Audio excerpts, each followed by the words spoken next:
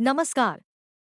स्वागत है आपका हमारे चैनल एकोज ऑफ शोभना में, जहां आप सुनते हैं अनकही कहानियां, दिल को छू लेने वाले किरदार और रोमांच से भरे सफर में डॉट। अध्याय 16। लोर्नर एकदम चुप हो गई, उसका चेहरा बिगड़ गया। तुम्हारी हिम्मत कैसे हुई मुझसे ऐसे बात करने की? क्रिस्टल का स्वर शांत था। मिस कार्टर, यह मेरे पति का अंतिम संस्कार है, कृपया अपनी जुबान संभालिए। वैसे अगर मास्टर वाइट नाराज हो गए तो हो सकता है वो रात में आपसे मिलने आ जाएं। उसने लोर्नर को एक भयावह नज़र से देखा। क्या आप नहीं जानती कि मास्टर वाइट जब जीवित थे तब कितने डरावने थे? लोर्नर ने आदतन हैरोल्ड की तस्वीर की ओर देखा। जब हैरोल्ड वाइट जिंदा थे तो उसने उन्हें कुछ बार देखा था, लेकिन हमेशा दूर से। वो उनके चेहरे तक को ठीक से नहीं देख पाई थी। हैरोल्ड जैसे आदमी उसके जैसी दुनिया का हिस्सा नहीं थे। सिटी डब्ल्यू में कोई भी ऐसा नहीं था जो हैरोल्ड वाइट की लीजेंडरी लाइफ के बारे में न जानता हो। वो निर्दयी थे, उग्र थे, बिना खून बहाए लोगों की जान ले सकते थे। उनका डर शब्दों में बयान नहीं किया जा सकता था। अब भले ही वो मर चुके थे, लेकिन उनका रुतबा आज भी कायम था। जो लोग वाइट परिवार की संपत्ति पर नजर गड़ाए हुए थे, वो भी कोई कदम उठाने की हिम्मत नहीं कर पाए थे। बिल्कुल, लोर्नर डर गई। मुझे मरे हुए लोगों से मत डराओ। मास्टर वाइट अगर भूत भी बन जाएं, तो भी वो तुमसे प्यार नहीं करेंगे। फिर जाते जाते उसने एक जहरीली बात कही। मुझे नहीं लगता कि तुम्हारे दिन यहाँ अच्छे गुजरेंगे। मैं तो बस इंतजार कर रही हूँ देखने का। दोपहर के खाने का समय हुआ तो सब लोग खाने चले गए। किसी को क्रिस्टल की परवाह नहीं थी, या यूं कहें वे उसे भूल ही गए थे। क्रिस्टल ने अपना पेट पकड़ा जो भूख से कराह रहा था। हूफ, इतना अमीर वाइट परिवार है, लेकिन ठीक से खाना तक नहीं देते। उसने वेदी से एक केला उठाया। जब उसने देखा कि कोई देख नहीं रहा तो उसे छीलकर खाने लगी। अरे, अचानक पीछे से आवाज आई और क्रिस्टल लगभग चौक ही कर गई। उसने सिर घुमाया तो देखा एंटनी पीछे खड़ा था। उसने जल्दी से आधा खाया हुआ केला आसन के नीचे छुपा दिया। एंटनी ने उसके होंठ के कोने पर लगे केले को देखा और कुछ क्षण असहाय सा महसूस किया। क्या तुम मरे हुए व्यक्ति के लिए चढ़ाए गए फल चुरा रही हो? अब जब पकड़ी गई तो क्रिस्टल ने छुपाना बंद कर दिया। उसने टेढ़ा मुड़ा केला उठाया और फिर से खाना शुरू कर दिया। एंटनी का चेहरा थोड़ा बिगड़ गया। अभी तो तुमने इसे छुपा दिया था, फिर अब क्यों खा रही हो? आपने देख ही लिया है, अब छुपाने का क्या फायदा? अब तो खा ही लेती हूँ। क्रिस्टल ने केले के कुछ और टुकड़े खाए और अपना मुंह भर लिया। एंटनी उसके पास आया और देखा कि वो खाते समय किसी सभ्यता की परवाह नहीं कर रही थी। उसने हताश होकर कहा, इतनी तेजी से क्यों खा रही हो? कोई तुमसे छीन थोड़े ही रहा है। याद रखो, तुम अब भी एवांस परिवार की बेटी हो। क्रिस्टल ने मुंह पोंछा और बेमन से कहा, मैं कोई लेडी नहीं हूँ। मैं तो एक आम इंसान हूँ। एंटनी कुछ देर चुप रह गया। उसे खुद नहीं समझ आ रहा था कि वो वापस क्रिस्टल को देखने क्यों आया। शायद जब वो जा रहा था, तब एक बार उसकी पीठ को देखकर कुछ महसूस हुआ था। वो लड़की इतनी दुबली पतली और अकेली सी दिख रही थी। जो भी वहां आए थे, किसी ने उस पर दया नहीं दिखाई। सब उसे घूरते हुए नफरत से देख रहे थे। ये सब देख एंटनी का मन बेचैन हो गया था। चाहे क्रिस्टल जैसी भी हो, वो एवांस परिवार की संतान तो थी। लोगों को उसे यूं नीचा दिखाने का हक नहीं था। चूंकि एवांस परिवार ने तुम्हें वापस ले लिया है, तो तुम अब हमारी ही हो। एंटनी उसके पास खड़ा हुआ, सीने पर हाथ बांधे और उसे देखते हुए बोला, अगर तुम अपनी इज्जत की परवाह नहीं करोगी तो लोग एवांस परिवार का मजाक उड़ाएंगे। समझी? क्रिस्टल ने आधा अधूरा सिर हिलाया। फिर उसने एक संतरा उठाया, छीलकर मुंह में डाल लिया। एंटनी को गुस्सा आ गया। उसने उसकी ओर इशारा करते हुए कहा, क्या तुम मुझे गुस्से से पागल कर देना चाहती हो? तुम्हें तो बस खाना आता है। क्या ये चीजें इतनी स्वादिष्ट हैं? क्रिस्टल ने पूरा संतरा चबाने में बहुत मेहनत की। स्वादिष्ट है, एक छील दूं आपके लिए भी? एंटनी ने माथा पकड़ लिया। ये लड़की जरूर कोई भूखी आत्मा है जो अभी अभी पुनर्जन्म लेकर आई है। मैं तुमसे कुछ बात करना चाहता हूँ। क्या तुम मुझे वापस सनशाइन विलेज भेज सकती हो? अगर मैं वहां चली जाऊं तो लोग तुम्हारे एवांस परिवार की बुराई नहीं करेंगे, क्रिस्टल ने कहा। तुम्हारे एवांस परिवार का क्या मतलब है? एंटनी ने उसके फूले हुए गालों को पकड़ते हुए कहा, क्या तुम हमारी नहीं हो? अध्याय 17। क्या तुम्हें पता है तुम क्या कह रही हो? क्रिस्टल ने उलझन भरी नजरों से एंटनी की ओर देखा। अभी कुछ देर पहले तो तुम कह रहे थे कि डोरा ही एवांस परिवार की इकलौती बेटी है, और अब कह रही हो कि मैं भी तुम्हारे परिवार का हिस्सा हूँ। आखिर तुम चाहते क्या हो? एंटनी खुद भी समझ नहीं पाया कि उसने ऐसा क्यों कहा। थोड़ा झुंझलाकर उसने क्रिस्टल के गाल को हल्के से खींचा। जो भी हो, खुद को शर्मिंदा मत करो। आउच! क्रिस्टल ने उसका हाथ झटका और अपने गाल को सहलाने लगी। समझ गई। फिर उसने वेदी से और फल उठाने शुरू कर दिए। तुम बार बार खा क्यों रही हो? क्रिस्टल ने कोई जवाब नहीं दिया। उसके लिए पेट भरना सबसे जरूरी था। मुझे भूख लगी है। क्या तुम्हें भूख लगती है तो तुम नहीं खाते? एंटनी ने भौहें सिकोड़ते हुए उसके हाथ से फल छीन लिया। क्रिस्टल झट से खड़ी हो गई, उसका खाना छीन लिया गया था। ये आदमी तो हद पार कर रहा था। एंटनी ने अपने कद का फायदा उठाते हुए फल को ऊपर उठा लिया। तुमने मास्टर वाइट के चढ़ावे खा लिए, डर नहीं लगता कि वो रात में आकर तुमसे हिसाब मांगेगा? क्रिस्टल ने मन ही मन सोचा कि उसे कोई डर नहीं है। वैसे भी मास्टर वाइट इतने अमीर थे, उन्हें इन छोटे मोटे फलों से क्या फर्क पड़ता। एंटनी अब और बर्दाश्त नहीं कर पा रहा था। मैंने आज तक किसी को तुम जैसा नहीं देखा। चलो मेरे साथ। क्रिस्टल वेदी पर बैठी रही, 1 इंच भी नहीं हिली। कहाँ ले जा रहे हो मुझे? एंटनी ने बिना जवाब दिए उसे सीधे खींचकर उठाया।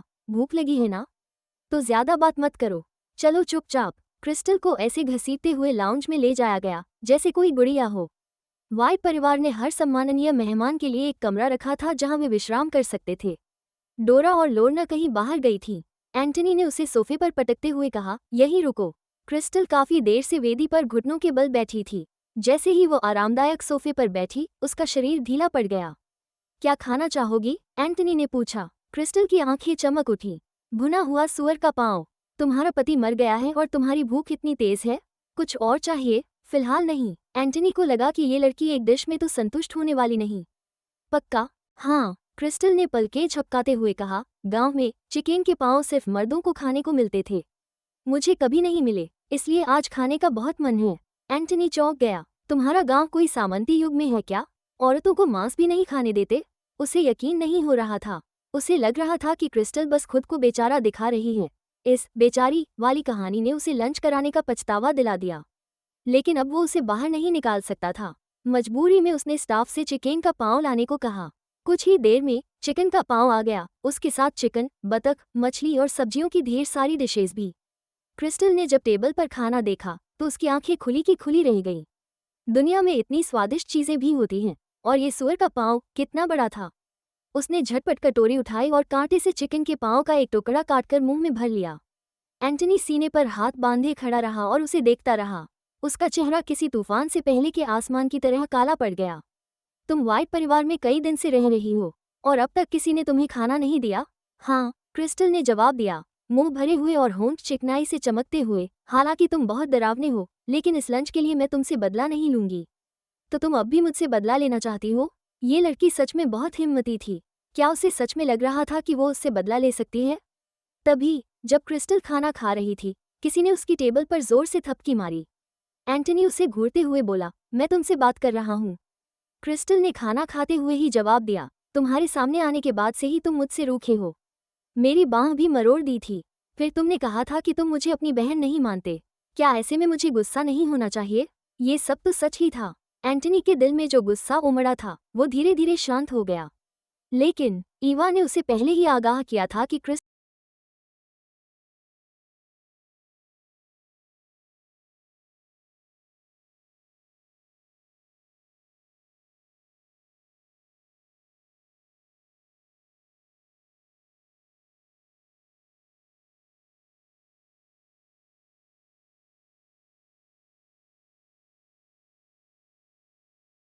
अध्याय 18। एंटनी का चेहरा गहरा पड़ गया और वो कुछ देर तक चुप रहा। वो क्रिस्टल को बड़े बड़े निवाले खाते हुए देख रहा था और सोच रहा था कि कोई इतनी भूख कैसे रख सकता है। ये उसकी तीसरी कटोरी थी। धीरे खाओ, कोई तुम्हारा खाना नहीं छीन रहा। एंटनी ने उसे इस तरह देखा जैसे वो पूरा सू ही खा जाएगी। क्या तुम्हें डर नहीं लगता कि तुम्हारा पेट फट जाएगा? क्रिस्टल ने धीरे धीरे खाना बंद किया। लगता था कि उसका पेट अब भर चुका था। हेक, अब पेट बहुत भारी लग रहा है। सनशाइन गांव में रहते हुए वो हमेशा अगली बार खाने को मिलेगा या नहीं, इस चिंता में रहती थी। और अब सामने ही इतने स्वादिष्ट पकवान रखे थे, तो वो सबका मजा क्यों न ले? किसने कहा था इतना ज्यादा खाने को? अब भूख तो। वेक में बैठना बहुत थकाने वाला होता है। तुम नहीं झुके तो तुम क्या जानो कितना कठिन होता है। ये कहते हुए क्रिस्टल ने अपने घुटनों को सहलाया। रात को खाने को कुछ नहीं मिला, ऊपर से ठंडी हवा लग रही थी। भूखे पेट बहुत बुरा लगता है। एंटनी चिढ़ गया, लेकिन जब उसने उस दृश्य की कल्पना की तो उसे लगा कि लड़की फिर से नाटक कर रही है। तुम्हें रात का खाना भी चाहिए था? तुम तो वेदी पर रखा सारा खाना ही खा गई। क्रिस्टल थोड़ी शर्मिंदा हो गई। माफ कीजिए। दरवाजे से आवाज आई। ल्यूक ने दरवाजा खटखटाया और भीतर आया। उसकी नज़र टेबल पर रखे खाने पर पड़ी। मैडम, बाहर कुछ है जहां आपकी उपस्थिति जरूरी है। क्रिस्टल फौरन खड़ी हो गई और एंटनी को हाथ हिलाकर बोली, ठीक है मिस्टर, मैं अब चलती हूँ। लंच के लिए शुक्रिया। एंटनी का चेहरा काले बर्तन के तल की तरह गहरा हो गया। वो उसका बड़ा भाई था और अब वो उसे मिस्टर कह रही थी। क्रिस्टल ल्यूक के साथ बाहर निकली।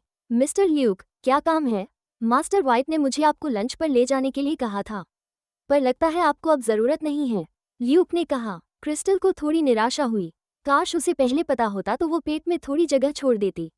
अब मेरा पेट भरा हुआ है, शायद मैं और नहीं खा पाऊंगी। मास्टर व्हाइट को मेरी तरफ से धन्यवाद दीजिएगा, आप खुद कह सकती हैं। ल्यूक मुस्कुराया। मास्टर व्हाइट फ्लाइंग गूज हॉल में आपका इंतजार कर रहे हैं। उसे और खाना खाना था। क्रिस्टल को हेरोल्ड के निवास स्थान पर ले जाया गया, जिसे फ्लाइंग गूज हॉल कहा जाता था।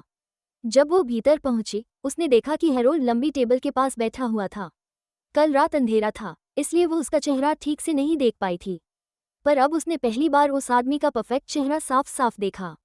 वो आज आर्मी ग्रीन शर्ट और काले ट्राउजर में था, जिससे उसके पैर और अधिक मजबूत और लंबे लग रहे थे। उसके सैन्य जूते उसके व्यक्तित्व में और अधिक मर्दाना प्रभाव जोड़ रहे थे। उसके ब्लैक एंड व्हाइट पोर्ट्रेट की तुलना में वो अब और भी ज्यादा हैंडसम और खतरनाक लग रहा था। जैसे ही क्रिस्टल अंदर आई, हेरोल्ड ने अपने हाथ में पकड़ी सिगरेट को एस्ट्रे में झटका और धीरे से उसकी ओर देखा। आओ, लंच करो। क्रिस्टल ने डकार रोकते हुए सामने टेबल पर रखे स्वादिष्ट खाने की ओर देखा। उसका पेट तो पहले ही भरा हुआ था। उसे दूर बैठता देख हेरोल्ड ने धीरे से पूछा, क्या बात है? क्या तुम्हें डर है कि मैं खाना छोड़कर तुम्हें खा जाऊंगा? क्रिस्टल ने अपनी कुर्सी खिसकाई, लेकिन ज्यादा पास जाने की हिम्मत नहीं हुई। अगले ही पल हेरोल्ड ने उसकी कुर्सी को खींच लिया और उसकी आंखों में एक अधिकार जताने वाली नजर थी।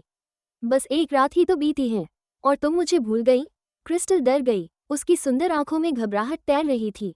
उसने होंठ चाटे और हिम्मत जुटाकर धीमी आवाज में कहा, हो हनी। हेरोल्ड ने उसके गोल गालों को हल्के से दबाते हुए चुटकी ली। क्या तुमने मीठा खाया है? क्रिस्टल ने सोचते हुए कहा, उसने अभी अभी तो सूअर का पांव खाया था।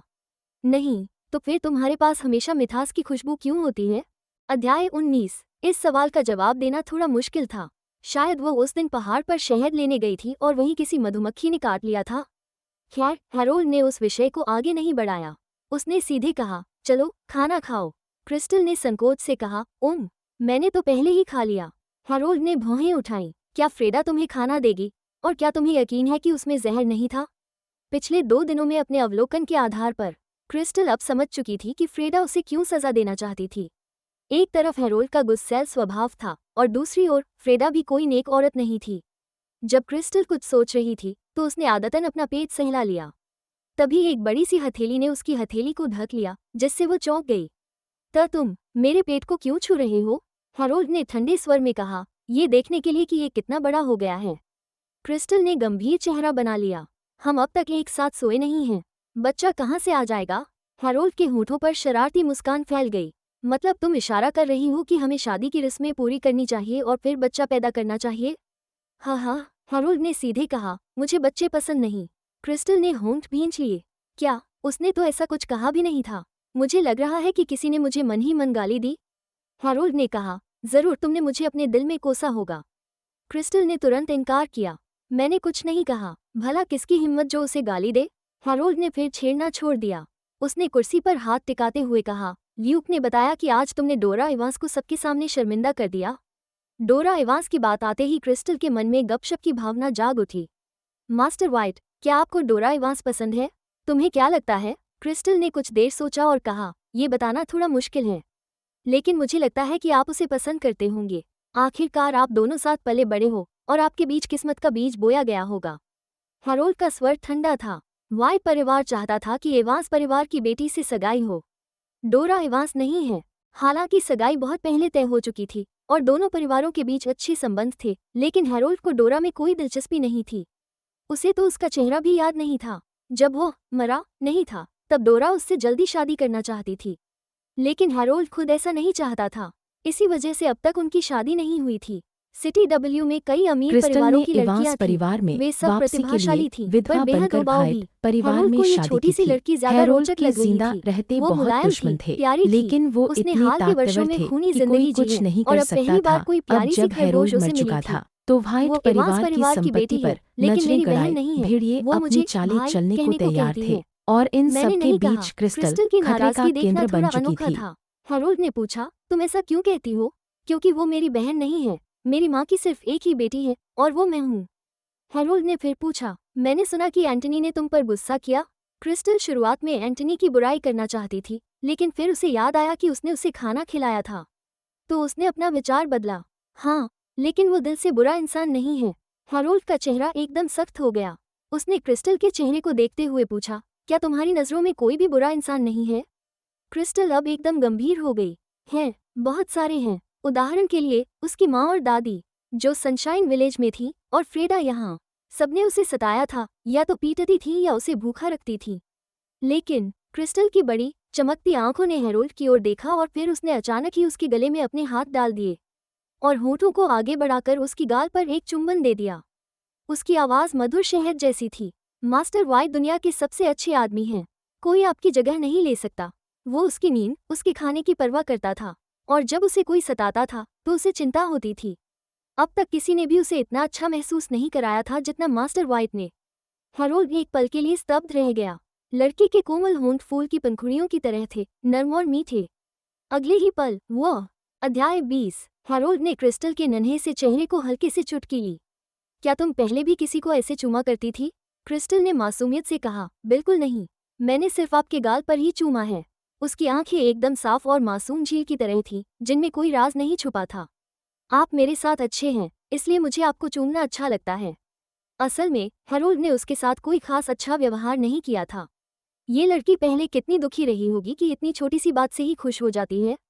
हैरोल्ड हमेशा से एक ठंडे स्वभाव वाला इंसान था। दुनिया में दुखी लोगों की कमी नहीं थी, और उसके लिए जंगल का नियम ही जीवन था। लेकिन अब उसके दिल में अचानक एक कोमलता सी जाग उठी। उसे पहली बार महसूस हुआ कि इवांस परिवार ने इस लड़की के साथ बहुत बुरा किया है। वो बहुत ही नाजुक थी, शायद बचपन में उसे ढंग से खाना भी नसीब नहीं हुआ होगा। ल्यूक, हैरोल्ड ने भौहें सिकुड़ते हुए कहा। हाँ सर। ल्यूक दरवाजे पर खड़ा इंतजार कर रहा था। मैडम के खाने की जिम्मेदारी अब तुम्हारी है। ध्यान रखना कि वो कभी भूखी न रहे। फिर उसने क्रिस्टल की ओर देखा। जो भी खाना हो सीधे ल्यूक से कहो। क्रिस्टल खुशी से उछल पड़ी जैसे उसने कोई जैकपॉट जीत लिया हो। वो दौड़कर हैरोल्ड को फिर से गले लगाकर चूम बैठी। हैरोल्ड ने उसका चेहरा हल्के से पीछे धकेलते हुए कहा, फिर से चूमा। अब तो वो खुद को शीशी की तरह दर्शा रहा था। ठीक है, अगर खाना मिल रहा है तो चूमना छोड़ भी दे तो चलेगा। क्रिस्टल मुस्कुराते हुए अपनी सीट पर वापस जा बैठी और जूस का गिलास भरकर पीने लगी। पास खड़े ल्यूक ये सब देख हैरान था। यह वही लड़की है जो कल तक बेगानी थी और आज मास्टर वाइट के दिल में इतनी जगह बना चुकी है। नरक का राजा माने जाने वाले हैरोल्ड को किसी चीज पर अधिकार जताना पसंद था। अगर वो किसी इंसान या वस्तु को अपना समझ ले तो उसे छीनने वाला खून खराबे से भी नहीं डरता। और अब क्रिस्टल उसके लिए सिर्फ एक मेहमान नहीं, बल्कि उसकी निजी चीज बन चुकी थी। तुम 18 या 19 साल की हो? हैरोल्ड ने खाते खाते पूछा। 19। अब मैं युवा मानी जा सकती हूँ। कॉलेज गई हो? कॉलेज की बात सुनकर क्रिस्टल थोड़ी उदास हो गई। हैरोल्ड ने उसकी भावनाओं को तुरंत पढ़ लिया, लेकिन फिर उसे छेड़ने के लिए कहा, सुना है कि तुम बहुत बुद्धू हो और तुम्हारे अंक इतने खराब थे कि तुम कॉलेज में दाखिला नहीं ले सकी। सिटी डब्ल्यू में यह अफवाह फैली थी कि क्रिस्टल एवांस साधारण शक्ल सूरत की अजीब स्वभाव वाली लड़की थी। सनशाइन गांव के लोग भी उससे नफरत करते थे क्योंकि वो अपने छोटे भाई को तंग करती थी। एक गंवार औरत से यह अपेक्षा नहीं की जा सकती थी कि वो कॉलेज जाएगी, ये तो सामान्य बात थी। और डोरा से उसकी तुलना, जैसे आसमान और जमीन। डोरा सुंदर थी, शालीन थी, शिक्षित थी। वो देश के शीर्ष विश्वविद्यालय टी यूनिवर्सिटी से अभी अभी स्नातक हुई थी। अब तो एवांस परिवार उसे राजकुमारी की तरह मानने लगा था। मैंने परीक्षा में अच्छा प्रदर्शन नहीं किया, क्रिस्टल ने सिर झुकाकर कहा। वो एकदम मायूस दिख रही थी। कॉलेज परीक्षा से ठीक एक दिन पहले उसकी दादी ने सुना कि कॉलेज जाना बहुत महंगा होता है, तो उन्होंने क्रिस्टल को अंधेरे कमरे में बंद कर दिया। सबसे कह दिया कि वो शहर में काम करेगी और कुछ साल बाद किसी गांव वाले से शादी कर लेगी। कॉलेज भूल जाए। क्रिस्टल पूरी रात रोती रही। शुक्र है किसी ने चोरी छिपे दरवाजा खोल दिया था। वो जल्दी जल्दी स्कूल की ओर दौड़ी। रास्ते में उसे बुखार हो गया और परीक्षा कक्ष पहुंचते ही वो लगभग बेहोश हो गई। उस दिन उसकी परीक्षा बहुत खराब गई। वो सारे प्रश्नों के उत्तर भी नहीं दे पाई। क्रिस्टल की आंखों में आंसू छलक आए। हैरोल्ड ने कहा, अगर तुम्हें वाकई कॉलेज जाना है तो बस मुझे बता दो। वो काम बहुत आसान है। क्रिस्टल की आंखें चमक उठी। मास्टर वाइट, मतलब आप अपने पैसे से मेरी मदद करोगे? हैरोल्ड ने सिर हिलाया। हाँ, बस कुछ बिल्डिंग्स दान में देनी होंगी। क्रिस्टल अब समझ चुकी थी कि पैसे का असली फायदा क्या होता है। पैसा इक्वल्स जादू, लेकिन ऐसा करना सही नहीं होगा। मेरे नंबर तो खराब थे, ये आपकी छवि पर बुरा असर डालेगा, क्रिस्टल ने सिर झुकाकर कहा। हालांकि मैं अपने पसंदीदा कॉलेज में नहीं जा सकी, पर मैं अब भी पढ़ाई जारी रखना चाहती हूँ। मुद्दा ये था कि अब उसके पास पैसे ही नहीं थे, किताबें कैसे खरीदेगी। उसने सोचा था कि जब वो सिटी डब्ल्यू के एवांस परिवार में लौटेगी तो वो उनसे पैसे उधार मांग सकती है, लेकिन अंत में उसके पिता और भाइयों ने उसे कभी अपनाया ही नहीं और अब वो इस हालत में थी। हैरोल्ड उसकी बात पर मुस्कुराया। पैसा देकर मदद करना मेरी छवि को खराब कर देगा? उसके लिए ये पहली बार था कि किसी ने ये कहा। जब मैं किसी कॉलेज को बिल्डिंग्स दान करता हूँ तो इसमें बुरा क्या हो सकता है, और वैसे भी मैं कानून का पालन करने वाला आदमी हूँ। अगर आपको ये कहानी पसंद आई हो तो वीडियो को लाइक करें, चैनल को सब्सक्राइब करें और बेल आइकन दबाना न भूलें ताकि आप अगला एपिसोड मिस न करें। मिलते हैं अगले अध्याय में, तब तक के लिए खुश रहिए, सुनते रहिए।